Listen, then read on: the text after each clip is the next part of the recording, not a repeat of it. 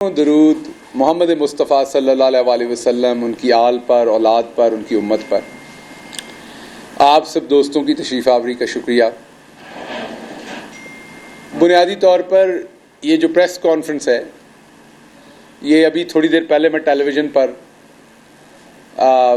رانا ثناء اللہ صاحب کی ایک پریس کانفرنس میں دیکھ رہا تھا۔ اس میں کچھ باتیں انہوں نے ایسی کی جس کا میں انہیں فیصلہ بادی طریقے سے جواب دوں گا، وہ میں بات کے لیے رکھتا ہوں، اور کچھ باتیں انہوں نے سوالات کیے، میں پہلے ان کا جواب دے دوں، اس کے بعد میں، کیونکہ ان کو ظاہری بات ہے کو خلش ہوگی، ان کا دل ہوگا کو خلش دور کرے، ورنہ بندہ جب اتنا اوپر پہنچ جاتا ہے، وزیر داخلہ بن جائے، تو بندہ اپنے کام پہ فوکس کرتا ہے، اس کو اس طرح کی خلش نہیں ہوتی۔ لیکن رانا صاحب کو لگتا ہے کہ آج کل بھابھی صاحبہ نے شاید کوئی تھوڑی نرمی کی ہوئی ہے، صبح دوپہر شام ان کے اوپر سختی نہیں ہے، تو ان کا دل کرتا ہے کہ باہر سے ان کی جو ہے وہ تواضع ہوتی رہے، تو اگر ان کی خواہش ہے تو پوری کر دیتے ہیں۔ دیکھیے، فورن فنڈنگ کے اوپر انہوں نے بات کی، بات یہ کی کہ پاکستان تحریک انصاف جو ہے اس نے التوا مانگا فورن فنڈنگ کے لیے۔ پاکستان تحریک انصاف پاکستان کی وہ واحد جماعت ہے جس نے عوام سے پیسہ اکٹھا کر کے الیکشن لڑے۔ یہ گھر بیٹھے ہوئے لوگوں کے لیے بڑا امپورٹنٹ ہے یہ جاننا کہ یہ کیوں ضروری ہے۔ پاکستان کی سیاست میں آج کون آ سکتا ہے؟ نارملی وڈیرا آ سکتا ہے، انڈسٹریلسٹ آ سکتا ہے، جو الیکشن کے اوپر بڑا پیسہ خرچ کرتا ہے، جیسے ہی جیت کے آتا ہے وہ پھر پیسہ بناتا ہے کیونکہ اس نے اگلے الیکشن پہ پھر خرچ کرنے ہیں۔ یہ سائیکل ہے۔ اس کے برعکس امریکہ میں، برطانیہ میں، دوسری جگہوں پہ کیا ہوتا ہے؟ ایک سکول ٹیچر ہے، ایک پروفیسر ہے، ایک کوئی بندہ بھی ہے جس نے ایک صاف ہی ہے، کسی نے الیکشن لڑنا ہے۔ اب الیکشن لڑنا ہر جگہ پہ مہنگا کام ہے، تو وہ عوام کو کہتا ہے میں نے الیکشن لڑنا ہے، آپ میرے الیکشن کے لیے فنڈ اکٹھا کریں۔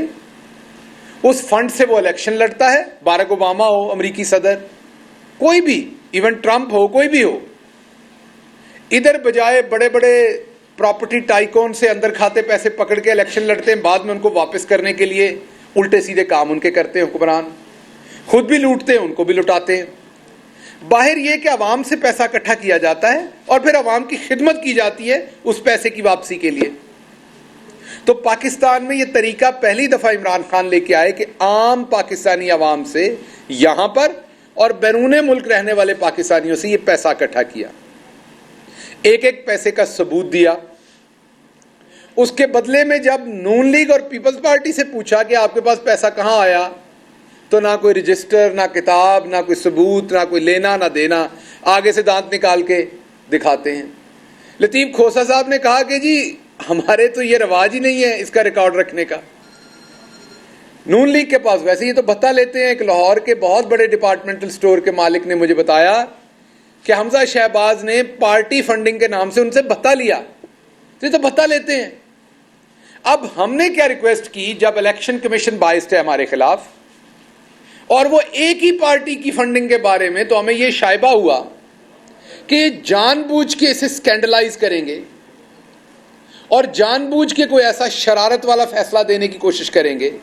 پہلی بات تو ہم کبھی بھی فورن فنڈنگ کا ہمارے اوپر کیس نہیں تھا، ممنوعہ فنڈنگ کا تھا، جس کی میکسیمم سزا یہ ہے کہ میکسیمم وہ آپ پیسے کنفسکیٹ کر سکتے ہیں، رکھ سکتے ہیں۔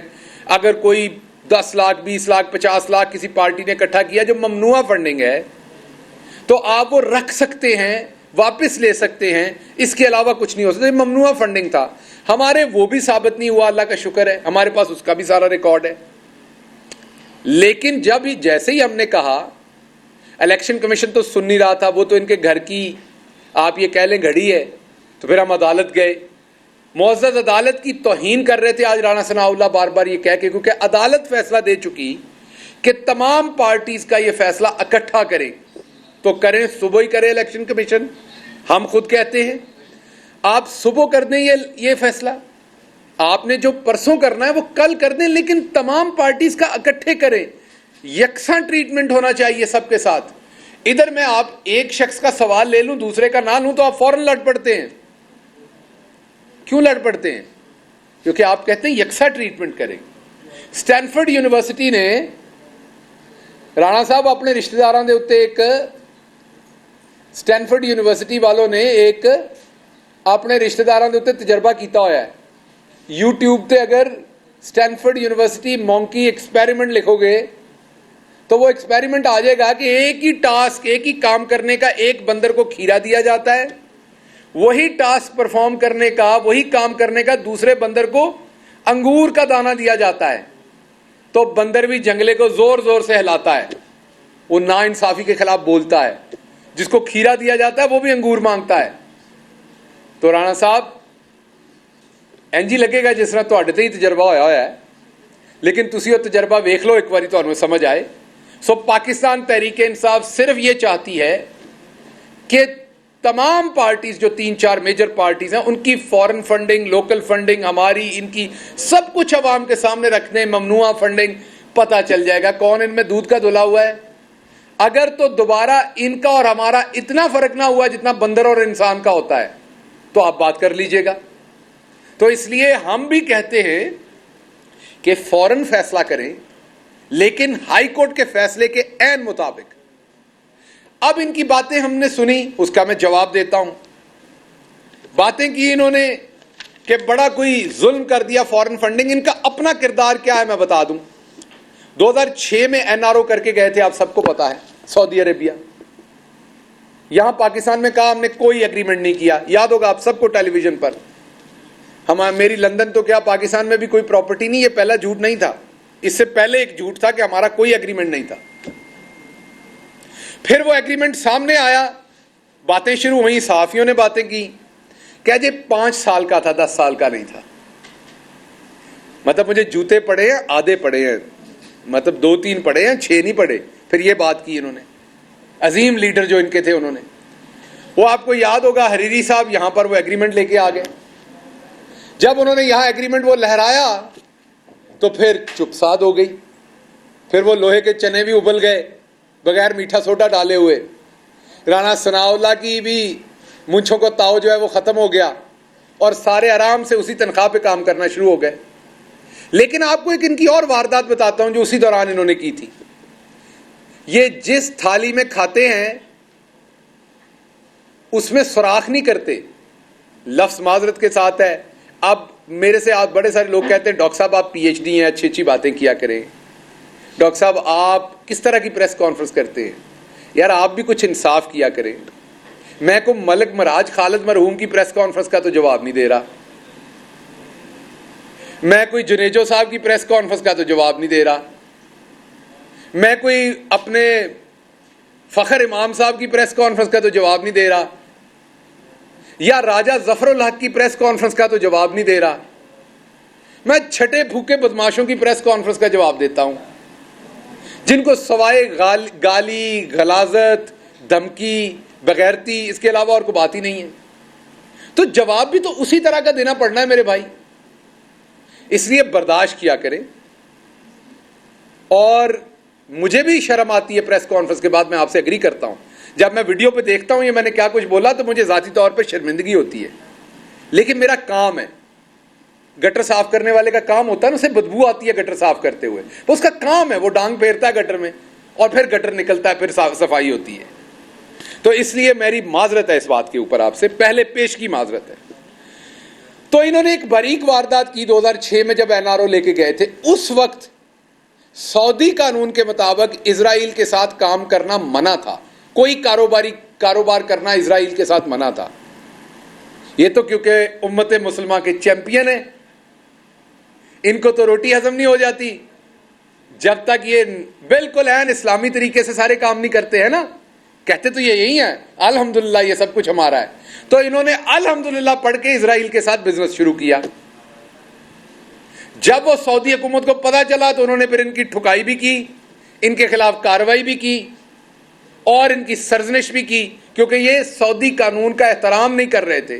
ये करें कंडेम, इनमें जुर्रत है तो, क्योंकि ये उस वक्त के कानून के मुताबिक इजराइल से बिजनेस कर रहे थे, वहां का कानून इसकी इजाजत नहीं देता था।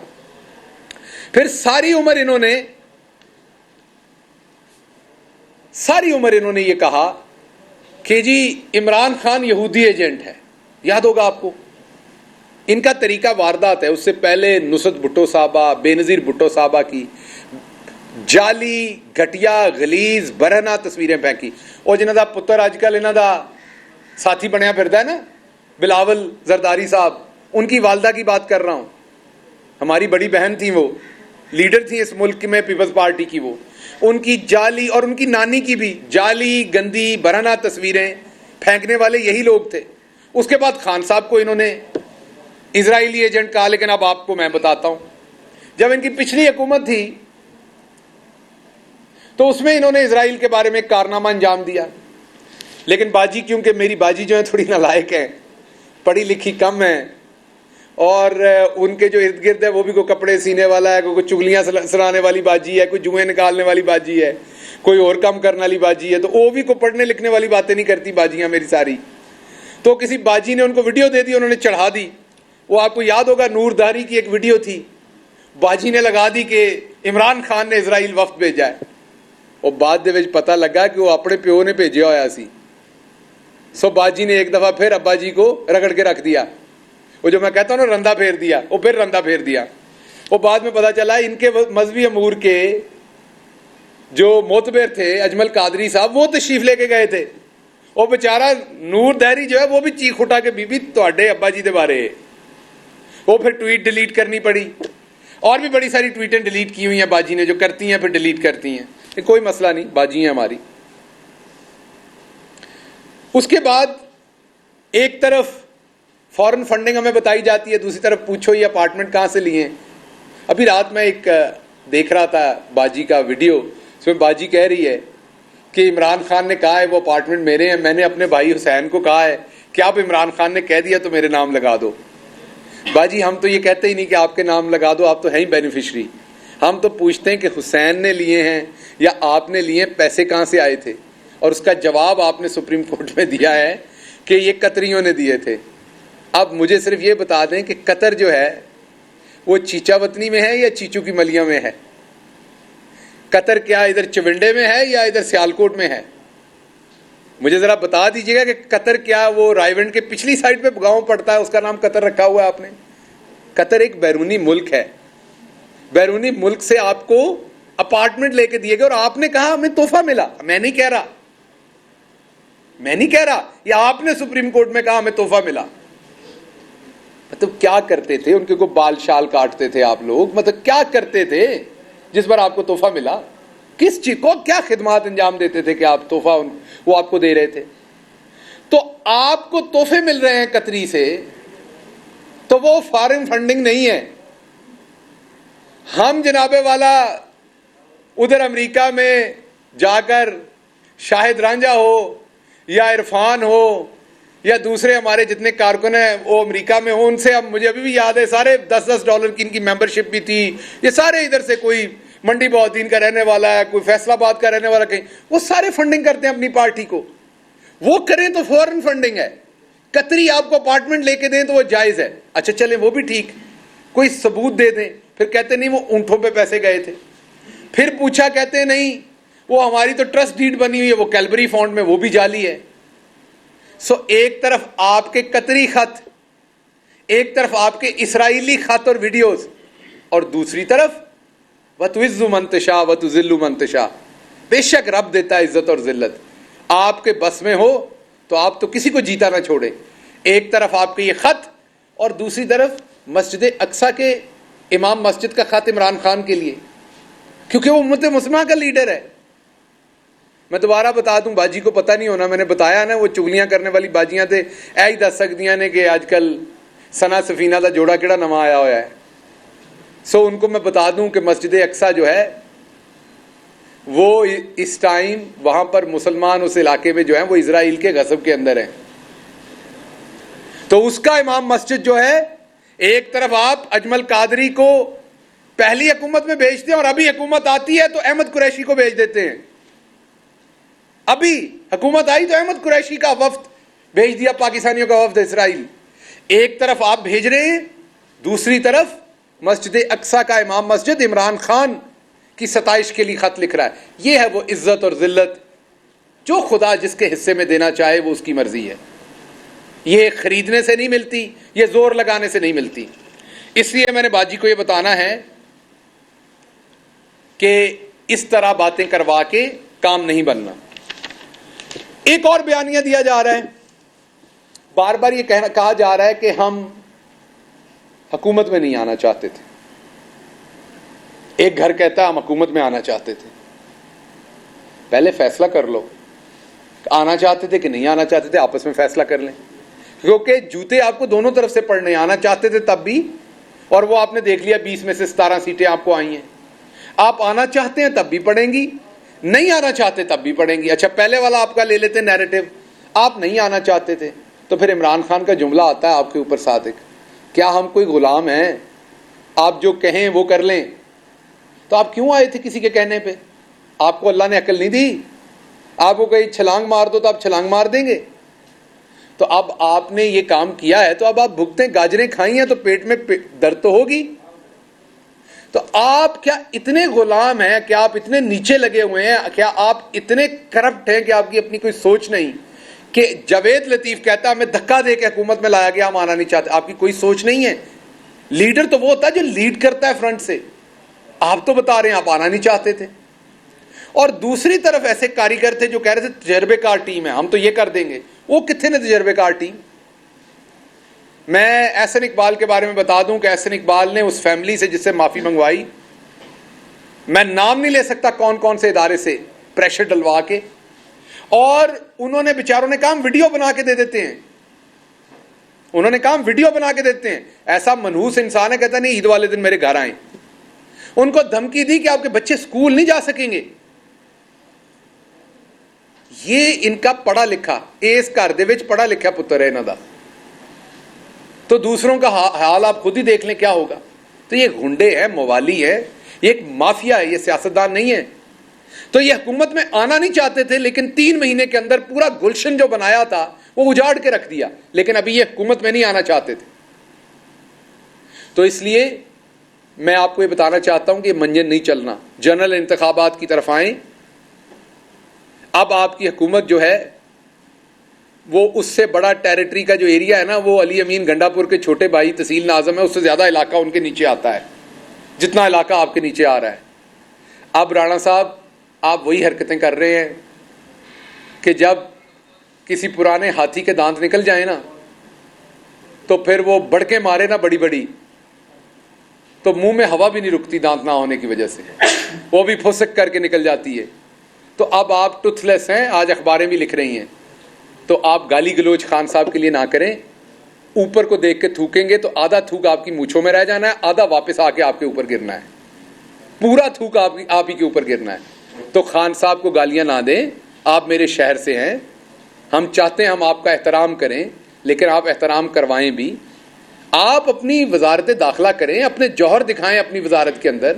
کوئی پاکستان کے پاسپورٹ کی عزت بہتر کروائیں, پاکستان کے اندر کوئی اور امن و امان کے اوپر بہتر کام کریں, کو اپنے جوہر دکھائیں جو آپ کو چیز ملی ہوئی ہے.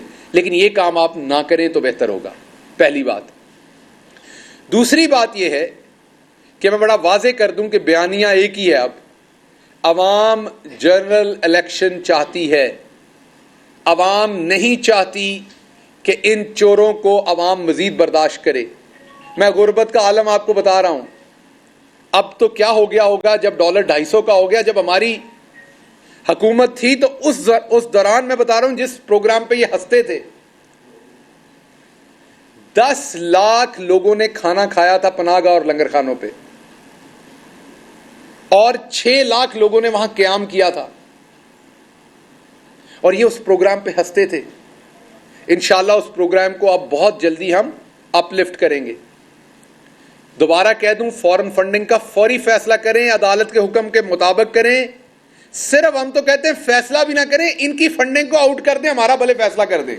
چلے یہ بھی آپ کو آفر دیتے ہیں, ہمارا فیصلہ کر دیں, انہاں دی کرتوت ان کی رپورٹ آؤٹ کر دیں, آپ کو نظر آ جائے گا کہ یہ کون لوگ ہیں. تو اس لیے میری گزارش آپ سے یہ ہے کہ اب آپ جو ہمیں پیچھے سے پیغامات بھیج رہے ہیں کہ جی آئیں کسی طرح الیکشن کے لیے بیٹھ جائیں, اور آپ کا ایک گروپ الیکشن میں جانا نہیں چاہتا کیونکہ 20 میں سے 17 سیٹیں نظر آ گئی ہیں, ان کو عوام میں جاتے ڈر لگتا ہے. میں آپ کو ایک بات بتا دوں, بندے نے, باجی نے ایک دفعہ کہا تھا ہیلمٹ پہن کے جانا چاہیے. آپ نے ساری باتیں باجی کی نہیں ماننی, جو باتیں ساری باجی کی مانتا اس کا حال نواز شریف جیسا ہوتا ہے. میں آپ کو ایک بات بتا دوں, بندے نے ہیلمٹ پہنا ہو تب بھی سر میں زور سے جوتا لگے چوٹ لگتی ہے. نہیں یقین تو ٹرائی کر کے دیکھ لیں. اس لیے اس چکر میں نہیں رہنا کہ ہیلمٹ خرید لیں گے اور عوام میں چلے جائیں گے. پتہ چلا لاہور میں آپ لوگوں نے دڑا دڑ ہیلمٹ اٹھانے شروع کر دیے ہیں, اس سے بھی کام نہیں شروع ہونا آپ کا. سو اب ہیلمٹ پہنے یا آپ تربوز کو الٹا کر کے پہنے. عوام کو آپ کا نظر آ گیا کہ آپ چھوٹے موٹے چور تھے. آج بھی میرے خیال بجلی مہنگی کرنے جا رہے ہیں آپ چھوٹے موٹے چور تھے, یہ پھنس گئے یہاں پر اوپر. جتنا ہلیں گے, جتنا آپ اور ایکٹنگ کرنے کی کوشش کریں گے, جتنی آپ تجربے کاری دکھانے کی کوشش کریں گے, آپ مزید ذلیل و رسوا ہوں گے. بہتر ہے جنرل الیکشن میں جائیں, اپنی جان چھڑوائیں. آپ کی حالت اس بندر جیسی ہے جو چیز اٹھانے کے لیے وہ چھوٹے سے برتن میں ہاتھ ڈال بیٹھتا ہے, نہ اب وہ چھوڑ رہا ہے.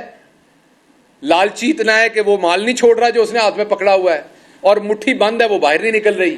ہاتھ کھولے گا تو باہر نکلے گا. تو اس لیے آپ اس بندر کی طرح اس گھڑے کو ساتھ ساتھ ہی اٹھا کے پھر رہے ہیں, مٹھی کھول دیں. نہ آپ کو ہم نے NRO لینے دینا, اس کو بھی ریورس کریں گے انشاءاللہ 2/3 میجورٹی کے ساتھ آ کے. تمام چوری آپ کی ہم ریورس کریں گے. آپ جو جو غلط قوانین بنائیں گے ان کو ریورس کریں گے. جن جن بیوروکریٹس نے آپ کے ساتھ سلوک کیا تھا ان کا پیچھا کریں گے. میں بھول نہ جاؤں پھر پریس کانفرنس میں, راؤ سردار, بیسیکلی تو راؤ غلام ہونا چاہیے ان کا نام, جو وہ کارروائیاں کر کے گئے. وہ ریلوے میں چلے گئے, اللہ ریلوے کا اللہ ہی حافظ ہے, وہاں کیا کچھ ہوگا. تو جو مسافر ریلوے پہ سفر کرتے ہیں, آپ کو پتا ہو کہ آپ کا IG اب ایک بزدل ہے, تو اپنا سامان شمان جو ہے وہ ذرا حفاظت میں رکھا کریں, کیونکہ ڈاکو آ گئے تو راؤ صاحب نے کہنا آؤ جی جو مرضی کر لو, جو کچھ انہوں نے 25 مئی کو کیا تھا, جو کچھ انہوں نے اسمبلی میں کیا تھا. تو اس لیے اب ریلوے کے اندر راؤ غلام صاحب IG ہیں, تو جو ریلوے والے ہیں وہ بھی اپنا خیال کر لیں. جو بھی مسافر وہاں سفر کرتے ہیں وہ ذرا اپنے سامان کی حفاظت خود کریں. سوالات سر یہ بتائیے گا کہ ابھی جس طرح آپ نے کہا کہ الیکشن کی طرف جانا ہے, اور نون لیگ کے 2 گروپس ہیں, ایک چاہتا ہے الیکشن ہو اور ایک چاہتا ہے کہ الیکشن نہ ہو. سر آپ جو ہمیں نظر آ رہا ہے اس میں جو گروپ چاہتا ہے کہ الیکشن ہو وہ مریم نواز کا گروپ ہے. تو سر آپ کے ساتھ کیا اس گروپ میں سے کوئی رابطہ ہوا ہے کہ الیکشنز کے لیے کوئی بات چیت کی جائے؟ نمبر 1. نمبر 2 سر, یہ جو ابھی آپ کی پنجاب میں گورنمنٹ آئی ہے 25 مئی کا آپ نے ذکر کیا, سر آپ اس ٹائم عمران خان صاحب نے اپنی تقاریر میں یہ کہا تھا مختلف DPOs اور DCs کو مینشن کر کے کہ تمہارے خلاف جو ہے میں یہ نہیں بھولوں گا اور کارروائی کی جائے گی. تو کیا اب آپ کی حکومت کاف لیگ کے ساتھ جو بنی ہے وہ ان بیوروکریٹس کے خلاف انتقامی کارروائی کرے گی؟ دیکھیے 2 باتیں یاد رکھیے گا. جو شخص جس کے اندر اللہ کا ایمان ہے نا, وہ جب طاقت میں ہوتا ہے, اصل ایمان آپ کا تب ٹیسٹ ہوتا ہے. جب آپ طاقت میں ہوتے ہیں اور طاقت کے نشے میں آپ کسی کے ساتھ زیادتی کرتے ہیں نا, تو اس کا پھر آپ سے اللہ بدلہ لیتے ہیں, اور وہ کسی اور بہانے, شاید اس جرم میں نہ ملے, کسی اور جرم میں ملتا ہے. آپ یہ ذہن میں رکھیے کہ انتقامی کارروائی کوئی نہیں کریں گے, یہ آپ سے وعدہ ہے. میں نے جیسے ہی میں مظفر گڑھ جیل سے نکلا تھا, اور ڈنٹونک کے بندر کو میں نے وہیں کہا تھا معاف کیا. آج ڈنٹونک کے بندر کو جہاں سے دل کرے اٹھا لیں, جیسے ہی نکلے گا نا یہاں سے تو اٹھا لیں. لیکن میں نے آپ کو اسی دن کہا تھا نہیں, طاقت میں نہیں. یہ فرق ہوتا ہے اللہ پہ ایمان رکھنے والے لوگوں کا. ہمارے لیڈر نے یہ نہیں سکھایا.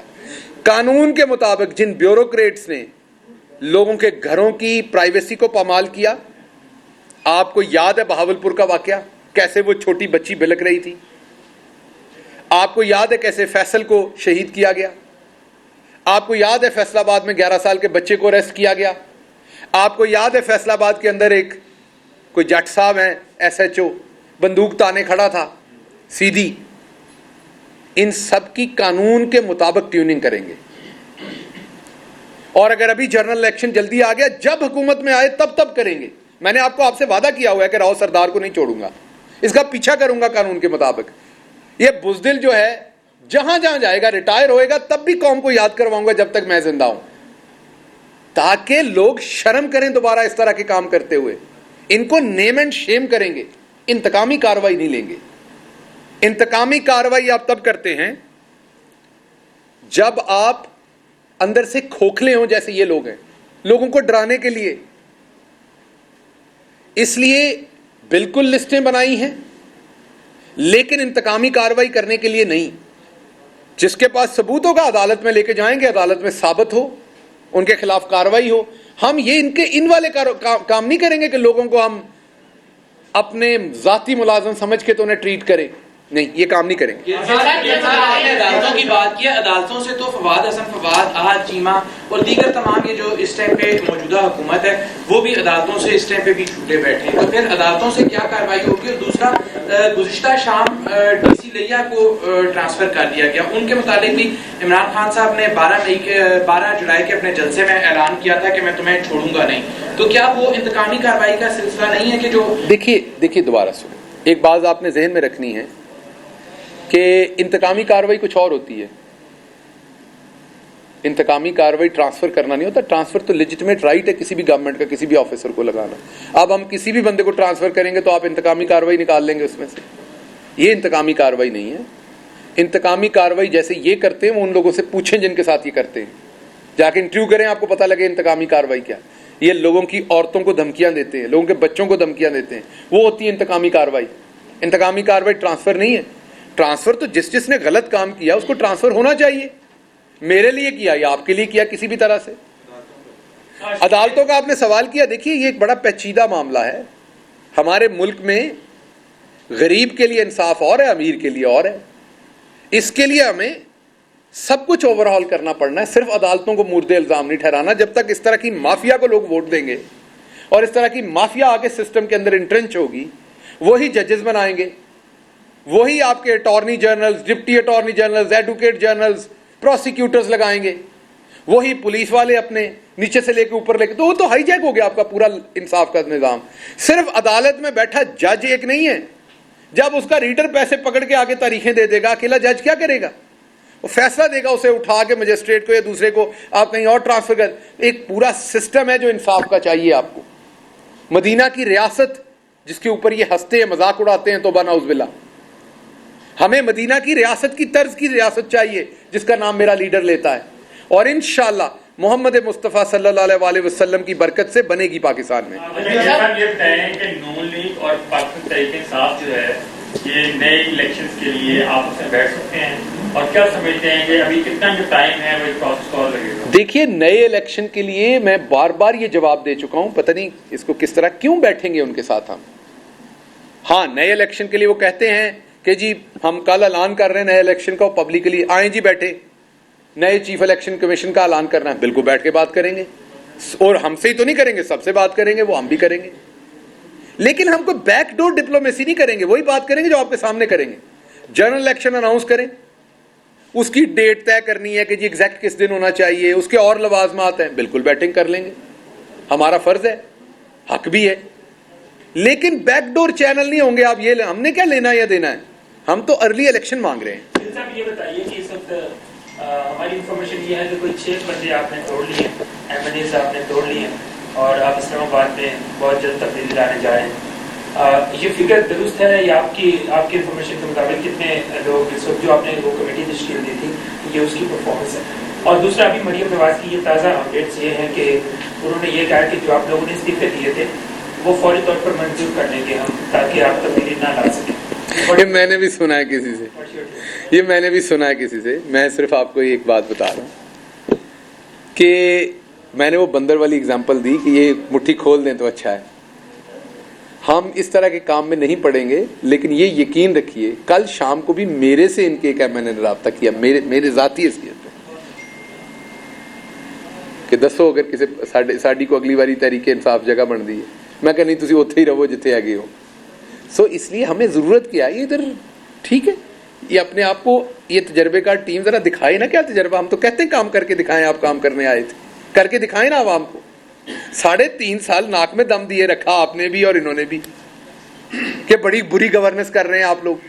کرونا ہم نے بھگتایا, افغان کرائسس ہم نے بھگتایا, آپ کے سامنے اس سے پہلے ایک ڈیفالٹ شدہ معیشت کو کھڑا کیا, آپ کی ڈیفالٹ شدہ آپ کی ایکسپورٹ تھی جس کو کھڑا کیا, آپ کا لارج اسکیل مینوفیکچر, آپ کی 4.4 گروتھ آئی آپ کی ایگریکلچر کی, 1 سال میں 5 بمپر کراپس آئی, آپ کے 55 لاکھ نوکریاں پیدا کی, آپ کا ٹیکسٹائل سیکٹر اٹھ گیا, آپ کا کنسٹرکشن سیکٹر اٹھ گیا. سارا کچھ کرنے کے بعد بھی آپ کہتے تو نہیں ہے بہت تجربے کار نے, تو ذرا تھوڑا جہا سواد لے لو. اسی تو کہنے تھوڑا ہویا ہے جو تھوڑا جہا اور سواد لے لئیے. سو اس لیے یہ کرنے کی ضرورت نہیں ہے, یہ گر رہی ہے. مطلب اللہ معاف کرے ادھر زلزلہ آئے نا تو آپ نے اور میں نے خود ہی اٹھ کے بھاگنا ہے. تو ان کے ممبروں کا یہی حال ہے, وہ خود ہی اٹھ کے بھاگ رہے ہیں. ساکن صاحب, ماضی میں خان صاحب نے جس پہ بھی تنقید کی, بعد میں اسے داد کا حصہ بنایا, پرویز الہی سے لے کے شیخ رشید تک مثالیں ہمارے سامنے ہیں. تو آج کل زرداری صاحب پہ بڑی تنقید کر رہے ہیں, تو ٹریک ریکارڈ خان صاحب کا دیکھتے ہوئے کیا آپ یہ سمجھ سکتے ہیں کہ مستقبل میں زرداری صاحب کے ساتھ کوئی الائنس ہو؟ دیکھیے ایک بات ذہن میں رکھیے گا, آپ اور میں دونوں آدم کی اولاد ہیں. میرا تو خیال یہی ایسا ہی ہے نا سر, دونوں ہم آدم کی اولاد ہیں. مجھے تو ہیں مجھے یقین. یقین, چل شکر ہے. آدم کی جو اولاد ہیں ان کے اندر یہ اللہ نے ڈالا ہوا ہے کہ وہ غلطی کرتے ہیں, ان سے غلطی ہوتی ہے, اور پھر وہ غلطی سے معافی مانگ کے سیدھے راستے پہ آتے ہیں. تو اللہ نے اس کا بھی سسٹم بنایا ہوا ہے, اور کہا ہے قبر تک جانے کو بھی دیا ہوا ہے. سمجھ رہے نا؟ تو آپ یہ والا جو فتویٰ جاری کرتے ہیں کہ کوئی بندہ شیخ رشید صاحب اگر نون لیگ چھوڑ کے پاکستان تحریک انصاف کے پاس آتے ہیں تو نہیں جی, نہیں, جو ایک دفعہ غلط سائٹ پہ کھڑا ہے آپ اس کو غلط سائٹ پہ ہی رہنے دینا ہے, یہ نہ کریں. بندہ جیو چھوڑ کے بھی تو کسی اور چینل پہ جا سکتا ہے نا. اس طریقے سے ہر جگہ غلطی درست کرنے کا بندے کے پاس آپشن ہوتا ہے, رہنے دیں. اللہ میاں بھی معافی دیتا ہے, تو اس سے رب تو بھی اتنے توبہ نعوذ باللہ چلے گئے ہو. بہت شکریہ.